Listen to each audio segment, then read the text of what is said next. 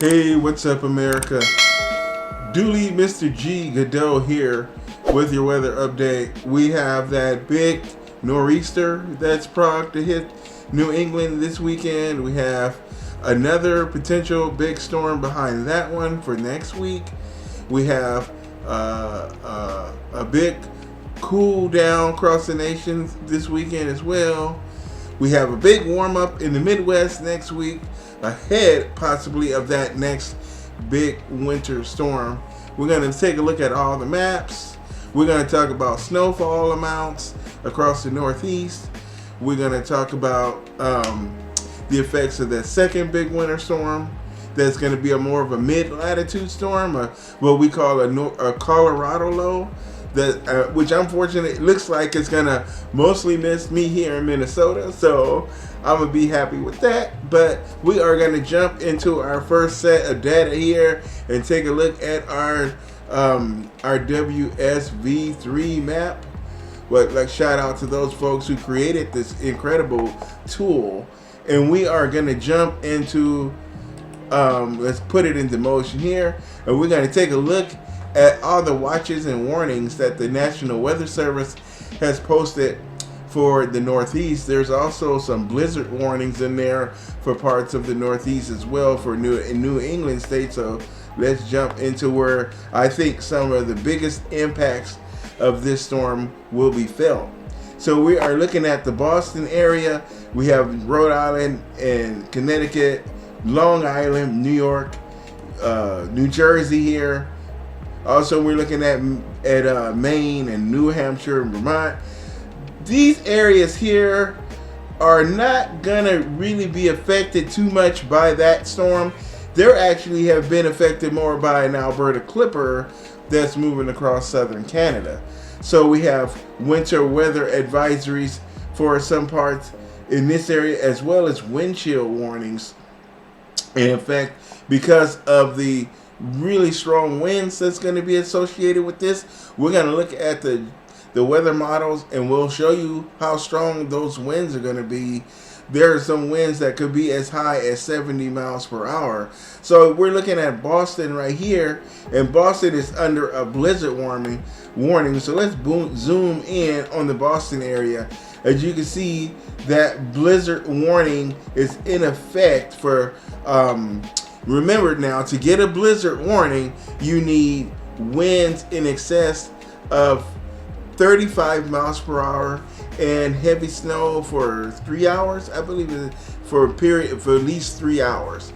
And so we're going to have all of those things because Boston could see winds as high as 70 miles per hour. And there is also the potential, some of the models have painted up to 40 inches of snow in some areas around the Boston area. Especially if you're out here, let's say if you're down here on, here, let's close that. If you're down here, say on Nantucket and stuff in Cape Cod, you can see some of the heaviest amounts of snow will be seen here in these areas in Cape Cod. So we're going to see those. You notice how these warnings, this blizzard warning is right along the coastal sections, the shoreline, because that's where some of the heaviest snow and where those winds are going to really be felt. Winter storm warning for the more central parts of Massachusetts,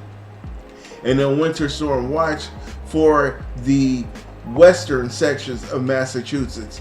Now, thinking of the western section, now usually with these really strong storms, the snow line cuts off really sharp.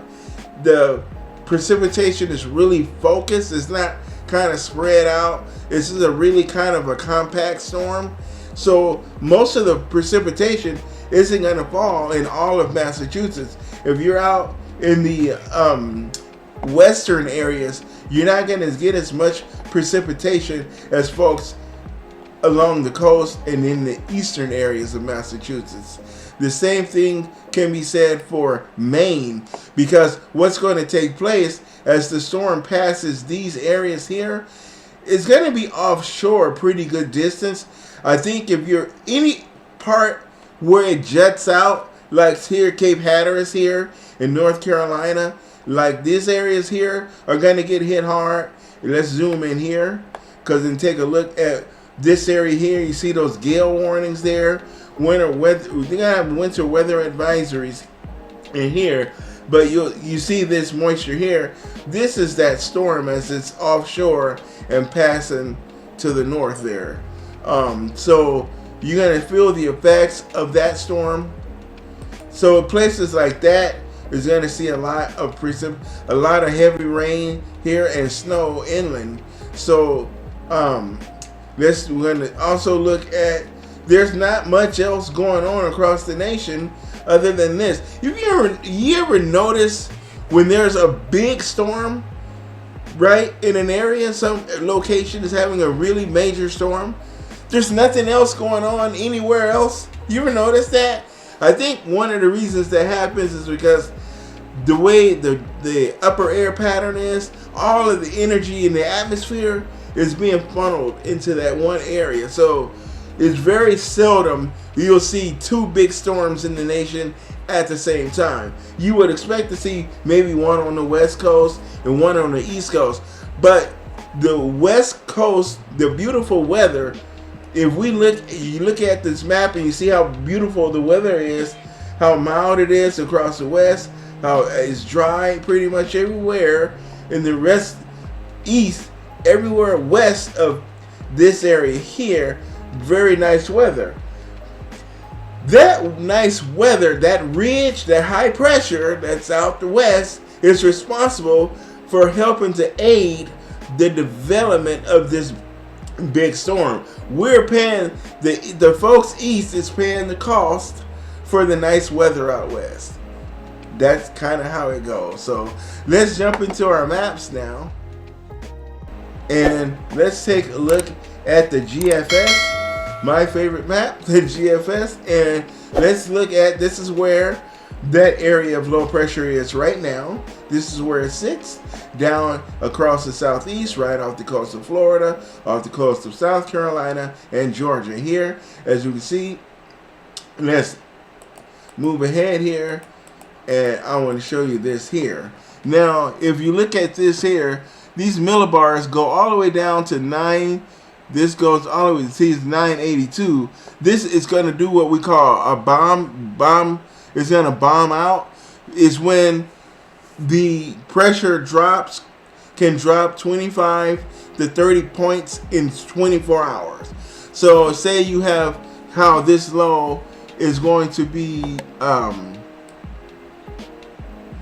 okay, let's bring it here and stop here. Okay, now you see how it's going to, now this is going to, let's take a look at that. Let's move ahead. Let's move on out, move it out. Now you see how it's 990. It's a 990 on the 29th of what it would be tomorrow. As you can see how that snow is wrapping around right in the immediate coastal areas. It's a 990 low. And then it's going to drop to, I can't see it anymore. Okay, 982. It's going to see how it drops to 979 as it moves up the coast of Maine, Massachusetts. Now, where is it at? Okay, it's 975. I keep losing the place where it is because it's so small. But it's really gonna bomb. It's really bombed out. So 967. You see, it goes from a 989 to 967. That's called bombing out. See, that's from the 29th to the 30th. So in 24 hours, it went from 989, 990 to 967. It dropped more than 20 points in a 24-hour period. That's when the storm, that means it really intensified and it's really deepened. You see how tight these isobars are? That's those 75-mile-an-hour winds that's going to be seen. So not only are you going to get heavy snow, it's going to be a heavy blowing snow. Now, also, it's going to be really, really cold. Typically, nor'easters are really wet storms. They're really warm. They're usually warmer. This storm is very cold, and it's going to have that light, fluffy snow. So it's going to accumulate really fast. So whereas wet snow will compact down because it's heavier, so it will compact down. This snow is light and will be light and fluffy because temperatures are going to be in the teens, in low 20s, instead of near 30, 31, or 32 degrees like we typically see in the Northeast because of that warmer Gulf Stream moisture. But this one is working with pulling in a lot of Canadian cold air, polar air, Arctic air. So it's really gonna boom. Those temperatures are gonna hit rock bottom, and that's why we have those wind chill advisories and warnings up for parts of the inland areas of New England, like parts of upstate New York and New Hampshire and Vermont. It's seeing those wind chill watches and warnings. So because of that, this is why some of the models thinks that some locations could see as much as 40 inches. I don't think 40 inches is going to be common. Maybe one or two spots might be in the 30s. I wouldn't be shocked to see a 30-inch or more total. 40, maybe somewhere towards Maine, southern New Hampshire, Vermont, maybe could see a 40-inch. You definitely can see 2 feet in the Boston area. 2 feet is a given in the Boston. We're going to look at a map that's going to talk about the snow totals here. So that's going to be that going. And I want to move ahead now. I just want to focus on the big things that are taking place, because outside of the big events, there's really nothing happening, not much to talk about. So I'm not going to focus on that. So now I'm going to take a look at this guy here. This next big area that's coming up, and this is going to be for the February 3rd. This is coming up on the 3rd. We have what's called a Colorado low that's going to come out of the Rockies and progress across the mid-latitudes, across the Central Plains. It's going to affect the Great Lakes area with heavy snow across portions of Michigan and southern Canada, also upstate New York. Can see some of that snow. It's going to spread heavy snow down into Missouri and northern Illinois, and going to have some freezing rain in there too. So it's going to produce lots of freezing rain. That's freezing rain across West Virginia, and again Indiana and Illinois, central parts of Illinois could see some freezing rain. This looks like to be maybe a ½ inch or less of freezing rain. This is not going to be as big as that nor'easter. It's not going to be as deep as that nor'easter, but because it has a moisture fetch from the Gulf of Mexico, it's going to pull up lots of subtropical moisture. So that rain snow line is going to be at higher latitudes. It's going to be more, going to actually potentially reach the Great Lakes, where you can actually see some rain, but it's going to also mix in a lot of frozen rain and then frozen precipitation. So you're going to see that. And there's also going to be a strong northeast wind component to this one as the winds go around this area of low pressure. The pressure gradient is going to really tighten up on the northwest side of this storm. So if you're in Iowa, southern Minnesota, Nebraska, and Kansas, Oklahoma, you're going to see a lot of wind from this storm. You can also see some rain and snow in the deformation zone on the backside of this low in the wraparound precipitation.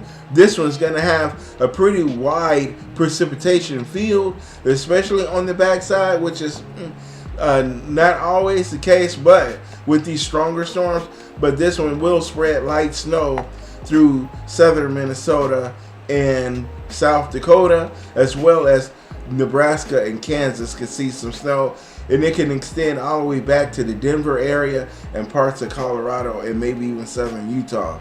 So that's what that storm is looking like, and it's going to spread east, affect the Northeast on the 3rd. This is also the 3rd of February. It's going to spread across the Northeast.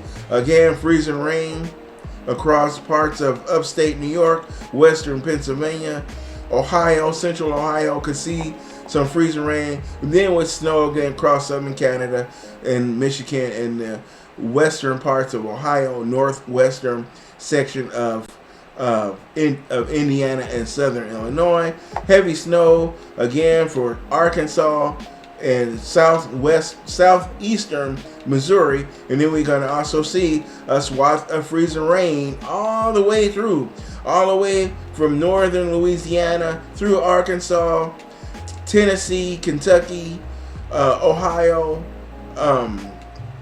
western Pennsylvania, upstate New York, up to Buffalo. Could even see that freezing rain. So that's what the GFS has for our two big storms that's coming within the next week here. And then after that, it's gonna quiet down. We get a nice ridge of high pressure built in across a lot of the nation, and it kind of quiets down. And then we get back to our northwestern Canadian Alberta Clipper routine. So that's what the GFS has. So let's jump into what the European model is showing. So the Euro is showing. Let's see how the Euro developed. Now the Euro is usually the go-to model, but it hasn't been that way for about the last month. The GFS has been knocking it off the park, and then the Euro kind of falls in line eventually.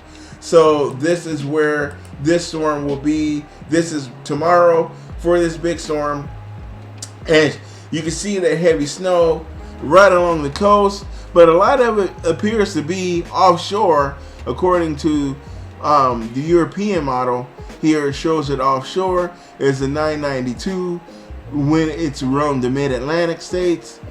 It's gonna bomb out. We'll see how the European show the bomb out of this system. So we see that 992 go all the way down to 971, and then it drops further. It drops even further. See, 960. I even seen it go as low as, on some model runs, I seen it 955. So here we are, the bottom out at 961. So there it is. That's the lowest pressure reading that I've seen in this map, in this model. So 961 it bottoms out at. It bottoms out. So it went from a 9, and this is the 30th. So from the 29th 24-hour period to the same time on the 30th, it went from 992 to 961. So that is a 31 point drop in the barometric pressure for this nor'easter. And this is the point where it's right off the shore of Cape Cod. So now on the 30th, it's going to be right offshore of Boston and Portland, Maine. So this is when you can see those potentially 30-inch plus snow totals from that nor'easter. So let's move on and see what it's going to show for the next system. Maybe, I guess it doesn't go out that far. It only goes out to, it only goes out 90 hours right now. So we won't worry about the next storm on the Euro. So we're going to take a look at our next map. This is the 500 millibar map. This is about the 6 to 9 kilometers up from the surface. This is what those air patterns are looking like. This is what these is going to do. And as you can see, let's slow it down. We don't want it to go too fast. We want to see that ridge. See how it has that persistent, as long as that ridge continues out west and we're consistent. Now, hang on a second. Let's go back. The map is kind of got a mind of its own. And you can see this is the western United States. Now, this is all of North America because I want you to see what it does upstream, up in the Arctic regions here. Here's the polar jet. Here is the polar vortex here. This area here is the polar vortex. As you can see, that western ridge, a really high ridge, And you see that trough here. This is our trough that's responsible for helping to spawn the son of Satan that we're going to have going up the northeast this weekend. So this huge trough here, coupled with this big, we see that couplet right here with that big ridge out west, that's going to really amplify this storm, because the more this ridge amplifies, the more this trough deepens. And that's that digging motion that really digs deep, pulls up that tropical moisture, wraps it in, really power drives that cold air into the back of the storm, really pumps it in, and those dynamics get to whirling together. It gets that storm going. So we're going to move out ahead, and we're going to see the progression of our the cyclogenesis of this storm. You see our guy here, and this is what we have for that we have for the 30th. This is for Sunday.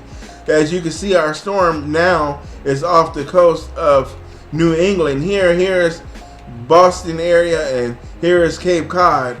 As you can see, our storm is currently here, and it's negatively tilted. That's the reason why it's bombing. You get a negatively tilt, it really deepens. When the storm is positive, it's more progressive, moves along faster. It doesn't really deepen. The precipitation field is usually larger. But when you get a negative tilt, everything kind of really focuses in, hones in. That storm really deepens. It can intensify. As you can see where it's going to be on the 30th, that storm is really deepening as that trough has taken a negative tilt as it progresses eastward. So that's what that looks like on the map. Now in this video, I will have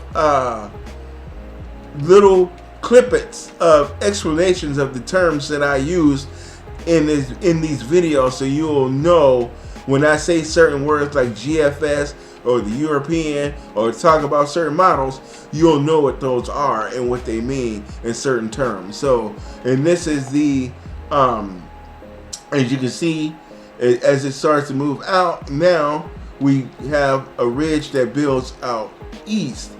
The western ridge kind of flattens out. We get a zonal flow going here for the 31st. Everything kind of flattens out. Our storm moves off, rides off, rolls off into to the north, and so you can see that pattern, how another ridge builds out west, trough in the east, doesn't get as deep. This is where we are when it comes to the 6th of February.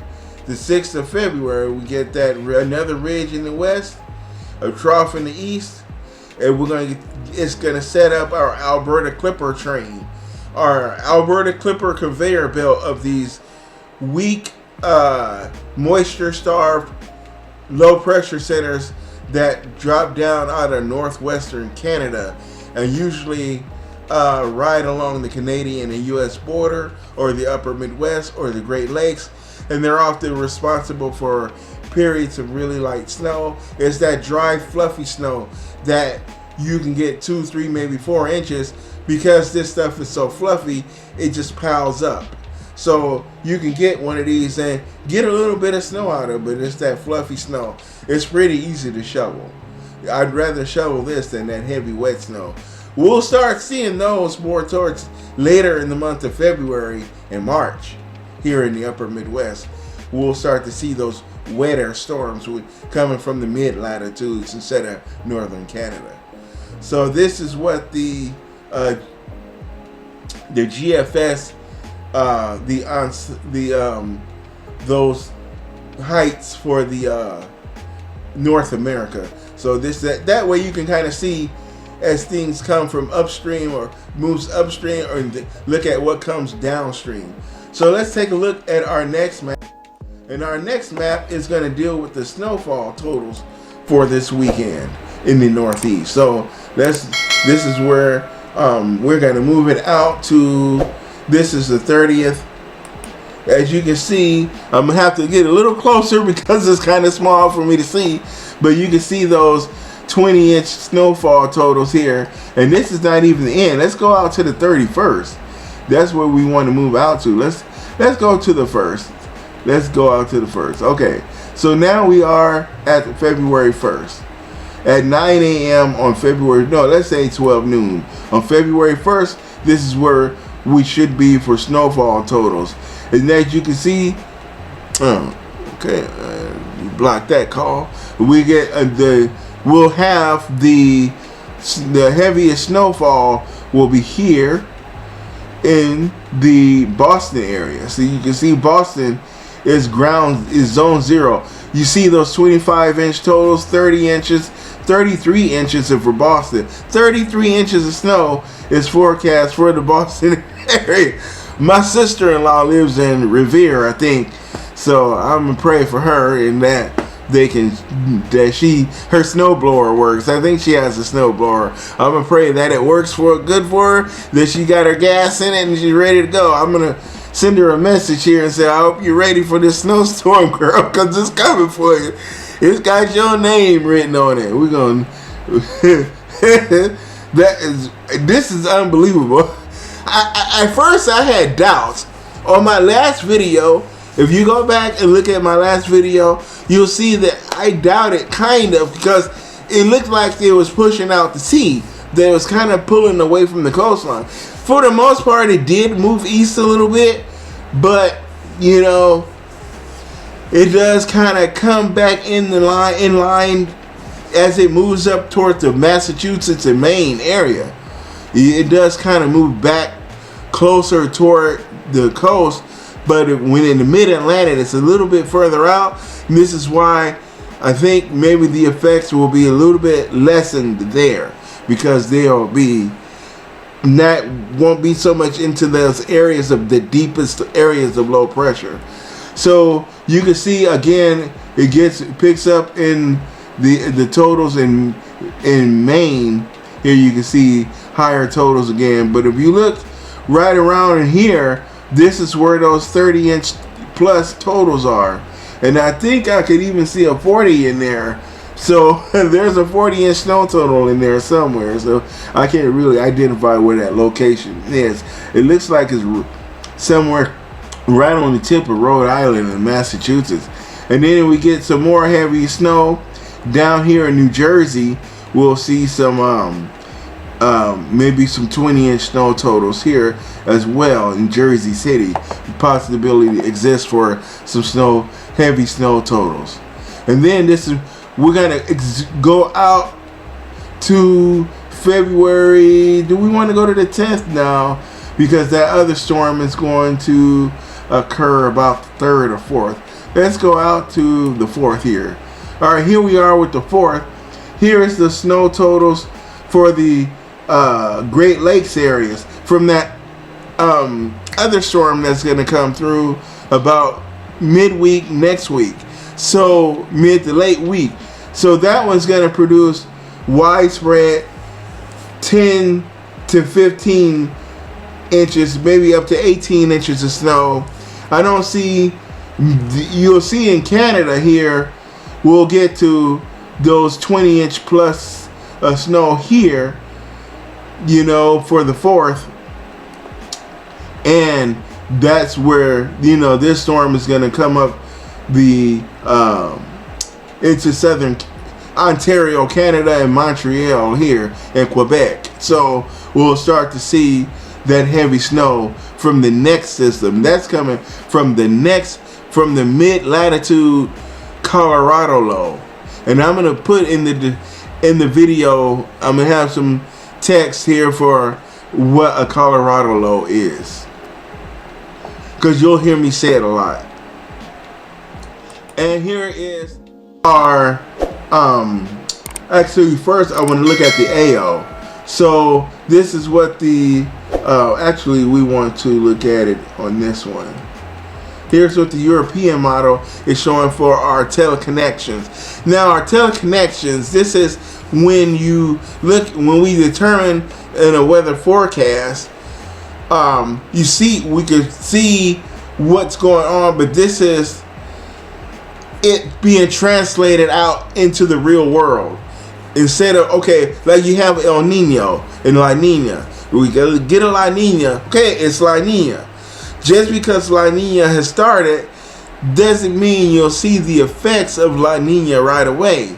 It's a period of time before that. I think I might make a video on that process, on that delay that it has to translate. Basically, the event occurs, then the effects of the event have to catch up. You know what I'm saying? And that's kind of how things work in with the physics of it all. And but we gotta look at the AO, the Atlantic Oscillation, and in this teleconnection model, you see this negative. The AO is going negative right now. So this is the 28th, the 27th, and the 29th. You see it's positive out east because there's no storm. We have ridging out east. Now it crosses the plane here, and you see it goes deeply negative here for this is the 3rd and the 5th, because this is that other big storm that's going to come. But the combination of those two big storms, those storms are occurring because the AO went negative, and the PNA, we're going to look at that one next, and you see how that takes a huge, goes negative as well, because that the negative PNA means that ridge, that Pacific, which makes that ridge out west really high. The higher ridge out west. That ridge is really high right now, and so it's gonna be breeding some big storms right now. So as long as that pattern stays in place, that's the recipe for big storms right there. So you can see as this translates out, this is that going negative, that deep negative for the AO. And let's look at the PNA. This is the Pacific North American pattern, and this, as you can see, for the 29th, it was positive, and it's going to go negative right now. See how the PNA is negative? That negative translation is that ridge is responsible for that building ridge out west. When it's positive, there's a trough out west. When it's negative, the ridge is out west. See, it's going to go positive again next week, because with that, it's going to make a ridge in the west, and the trough in the west, and the ridge in the east. And even though you have a ridge in the east, it's going to cause that Colorado low, that low pressure the low pressure that forms in the west is going to translate east through Colorado and northern New Mexico, and then head northeast across the central and northern plains.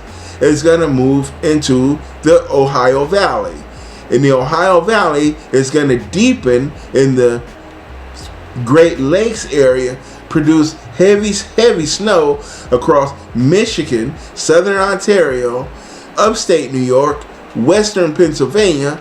Could see heavy snow, and it's going to spread into northern Vermont and northern New Hampshire and northwestern Maine. Can see a wide swath of 20+ inch snowfall amounts. That's going to be around the 3rd, 4th, and 5th next week. And as you can see, it occurs when the PNA is in a positive phase. So let's move on to our temperatures. Let's look at the temperatures.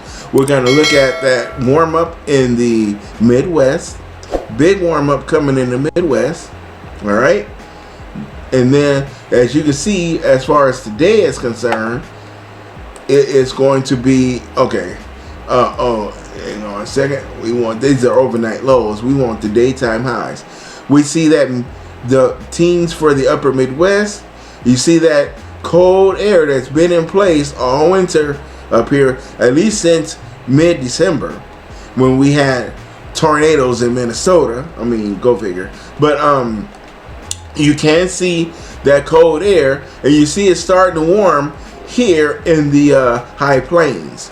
You see it starting to warm in North Dakota. You see those 30s, almost 40 in North Dakota. When North Dakota is warmer than Minnesota, they've had more bouts of warm-ups than we've had. And then you see those 50s coming into the western sections of South Dakota. You see 50s, and you also see those 40s and through Nebraska and Kansas, 50s in Oklahoma, 47 in Tulsa, and you can see 22 and 32 in Kansas City, 20 upper 20s in St. Louis. And let's look at the next day. Okay. Yep. The next day. This is on the 29th. This is what tomorrow will look like. Starts to warm up in the upper Midwest. Here it starts to we warm into the upper 20s here in Minnesota. It starts to warm up, warms up even further. Oh, look at those 50s, 60s. We're starting to see 60s.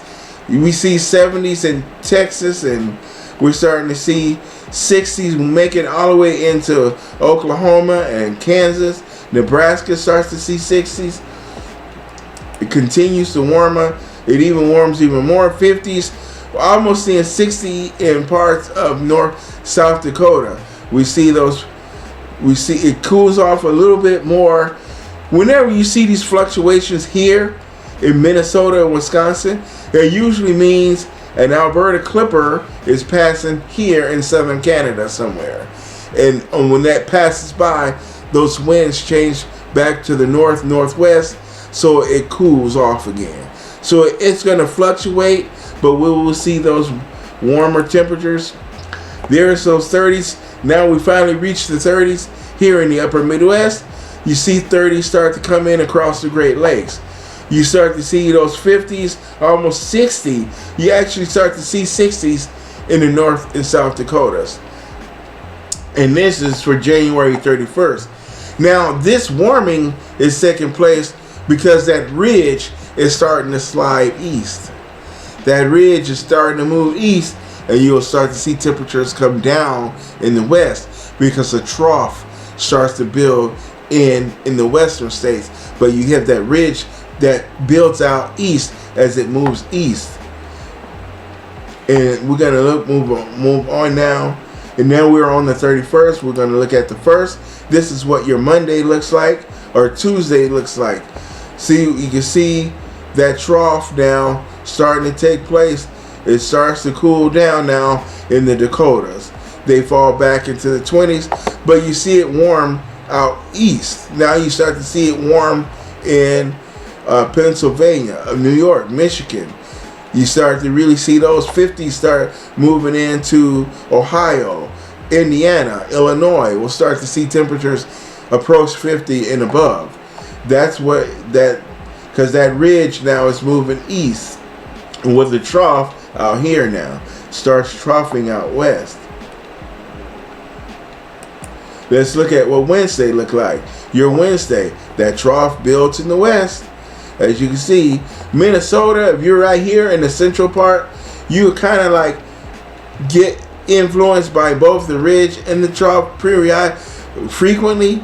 So you'll see there, even though the ridge is here, but because that trough, the circulation, that pattern is like this, you'll see that colder air work its way in, because you see it really dives in here on your Wednesday. You see northwestern Minnesota and in northern and central parts of North Dakota, you see those negative temperatures in the daytime. -3, you see that -1 is going to be bitterly cold here in the far northern states. And finally, we're going to look at what next Thursday is going to look like as far as temperatures are concerned. You see it cools off now in the central parts of the nation. That we have that mid-latitude storm moving through right about here. It's going to be moving through Missouri and Illinois, Indiana, Ohio. We'll be dealing with that mid-latitude storm, that Colorado storm, right on these days on your February 3rd. You see the air warm. as you would get ahead of the storm, warm air. It's called warm air advection. You have that warm air advection out ahead of the low pressure center. So as that mid-latitude storm, which is going to be about here, that low pressure center is going to be about here, right in the Missouri and Kansas area, is pulling that warm air out ahead of it. So that is a look at our maps and everything. And so let's recap quickly what we learned today. We learned that big nor'easter is not going to be a joke. I had some doubts as soon as my last video a couple days ago. My doubts are gone. I'm on board with the rest of the meteorological community. I'm not going to be your outlier. Like, it looks like it wants to pull away. That the teleconnections are kind of making sense now. That this is what should happen when you have this kind of pattern. It's this is going to be a very effective snow producer. Again, it's going to be that light fluffy snow. It's going to pile up real high, but it's going to have low moisture content. So when it melts, you're not going to see as much water melt out as you would typically see if you're like Boston when it snows, when it's usually that wavy head snow and it melts and then you're standing in giant puddles. This is going to evaporate away a lot when it melts because it's air. It's really air and a little water. So thanks for watching the video. Like the video, share the video, subscribe. Please subscribe to the channel. I'm a fledgling YouTube creator. I'm trying to build it up and I need you to subscribe. My analytics tell me that 80% of the people that watch my video are subscribed. So please hit that subscribe button. I'm going to pause right now to give you a moment to subscribe. Alright, thank you for subscribing. If you're in the Northeast, I hope that you guys will be safe. I hope you have your bread and milk. I hope you have your shovels and snow blowers ready. My sister-in-law especially in Revere. So thank you for watching this video. I'm going to make a video every day as long as we're dealing with this storm. So I'll be back tomorrow with an update on where we are with the storm. Plus take another look at the potential for another storm next week. All right. Thank you guys and have a good day.